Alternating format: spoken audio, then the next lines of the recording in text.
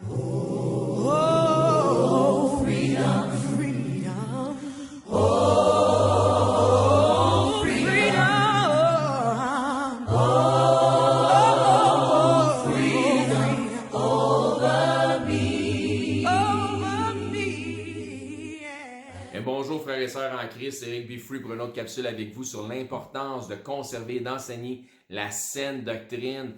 Ce qu'on a vu dans la dernière capsule, on a vu, si vous ne l'avez pas vu, je vous invite à aller la regarder, mais ce qu'on a vu la dernière fois, c'est que Paul disait à Tite d'être en mesure d'être capable d'exhorter, de reprendre les contradicteurs selon la saine doctrine. Et un des points dans le contexte dont ça nous parlait concernant les contradicteurs, c'est que c'est des gens qui vont s'attacher à des fables judaïques.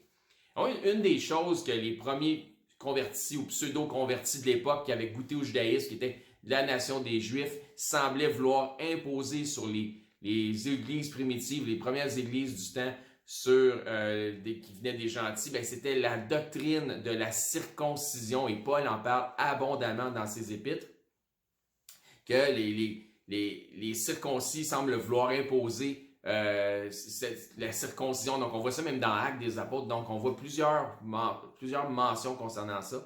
Donc la circoncision, comprenez ceci, est une doctrine. C'est encore une doctrine qui est enseignée aujourd'hui. Je ne dis pas qu'elle est enseignée dans notre milieu, mais c'est une doctrine. Ce fut une doctrine et c'est encore une doctrine. L'histoire est la suivante, ce n'est pas une doctrine applicable dans l'ère de la grâce. Donc, en ce qui nous concerne, dans l'ère de l'Église, ce n'est pas une doctrine applicable et les Écritures sont vraiment claires sur le sujet. Paul dit même à l'Église de Galate que s'ils veulent accepter cette doctrine selon la loi qui est celle de la circoncision, ils sont déchus de la grâce.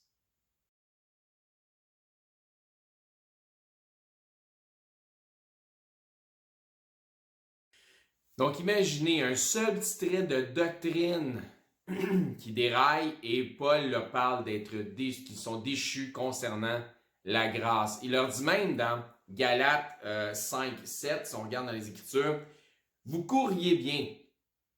Qui vous a arrêté pour vous empêcher d'obéir à la vérité? »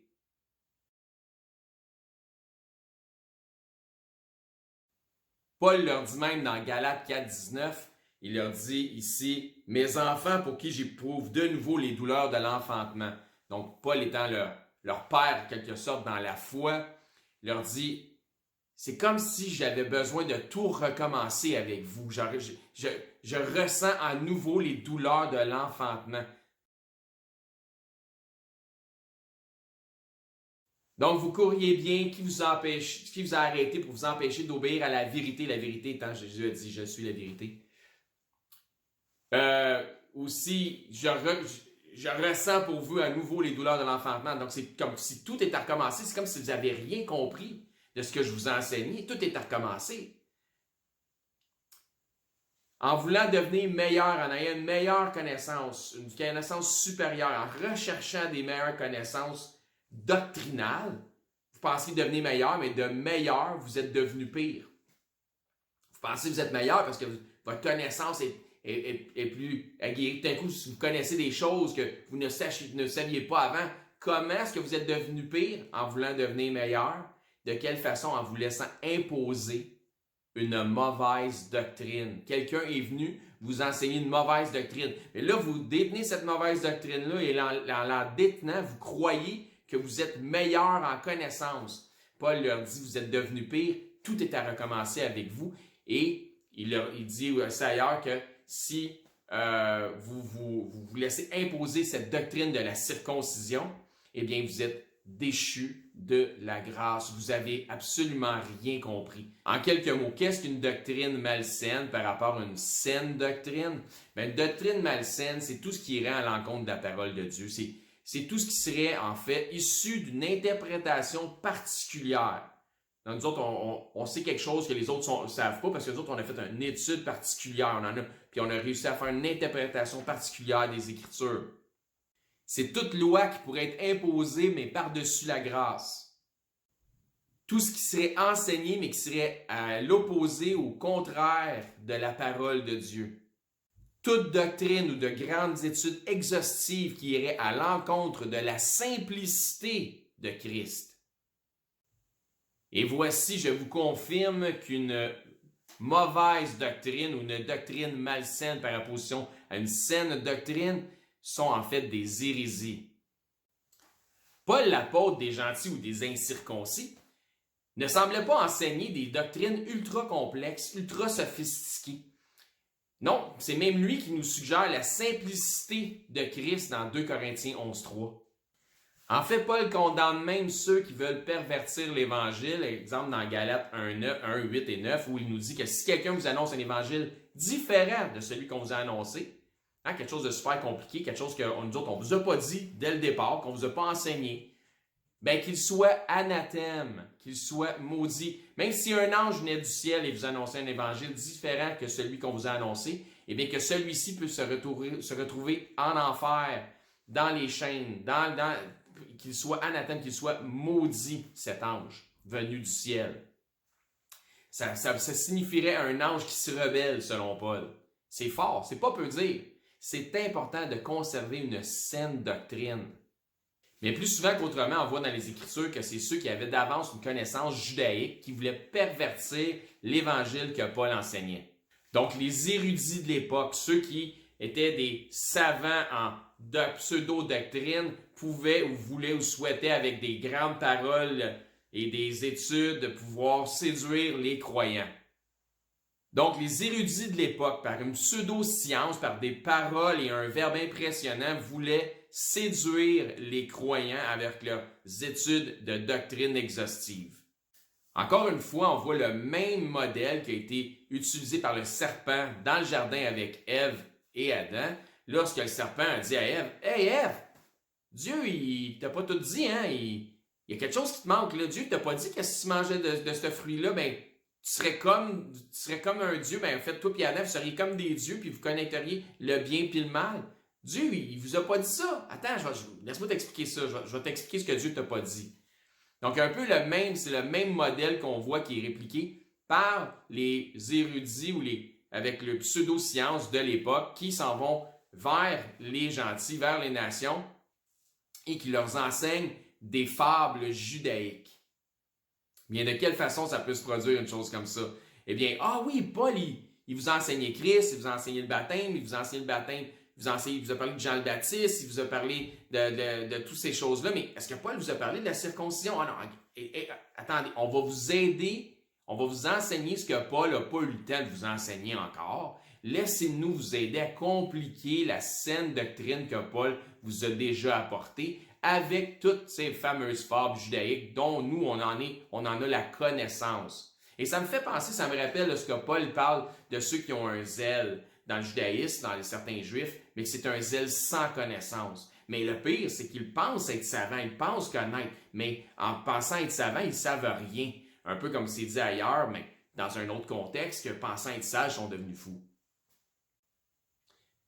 Maintenant, dans la chrétienté au sens large, on a peut-être plus ces érudits-là judaïques, mais on a toujours eu de grands intellectuels de tous les temps qui ont étudié les Écritures, qui en sont venus à des interprétations particulières dont les Écritures nous disent de ne pas avoir, et qui, par ces grandes études-là, en ont séduit malheureusement plusieurs.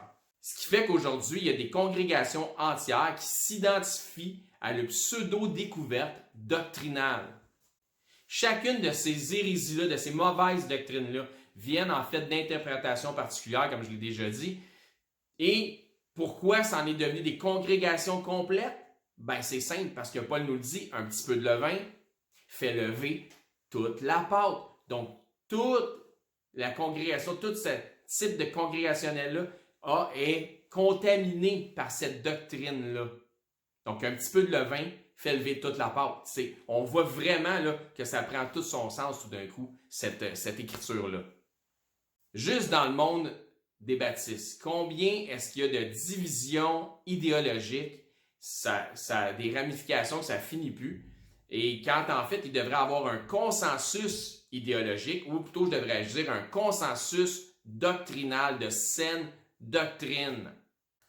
Donc, je vous le dis, je vous le répète, le diable a fait une grande œuvre, il a réussi une grande œuvre dans nos milieux, il a réussi une œuvre de division, lorsqu'en fait, Dieu veut de l'unité. Et je ne parle pas ici d'écuménisme, je parle de l'unité de la foi, d'avoir une unité de la foi. C'est vraiment le désir de Dieu. Par contre, ça ne change pas ce que les Écritures disent de reprendre et de s'éloigner ceux qui font des œuvres de ténèbres. Je n'ai aucun problème avec ça. Si c'est le cas, oui. Mais à quelque part, Dieu souhaitait au départ une unité, non pas une division.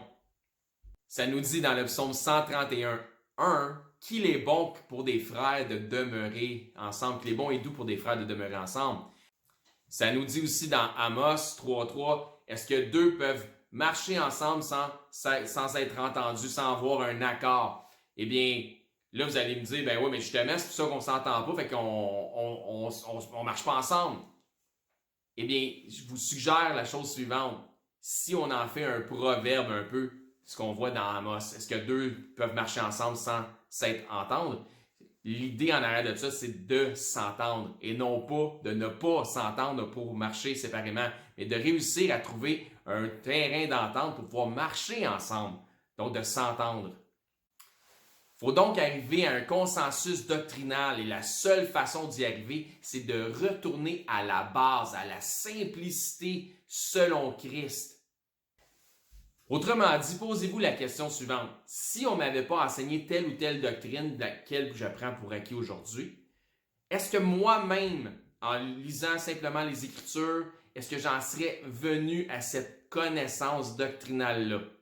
Peut-être que oui, peut-être que non. Donc, ce que je vous dis, c'est challenger vos convictions, vos connaissances doctrinales par les Écritures, vérifier, parce que ça nous dit de éprouvez tout, retenez ce qui est bon. Et peut-être que présentement, ce que vous avez fait, vous n'avez pas éprouvé certaines des choses qu'on vous a enseignées et vous êtes en train de retenir ce qui n'est pas bon.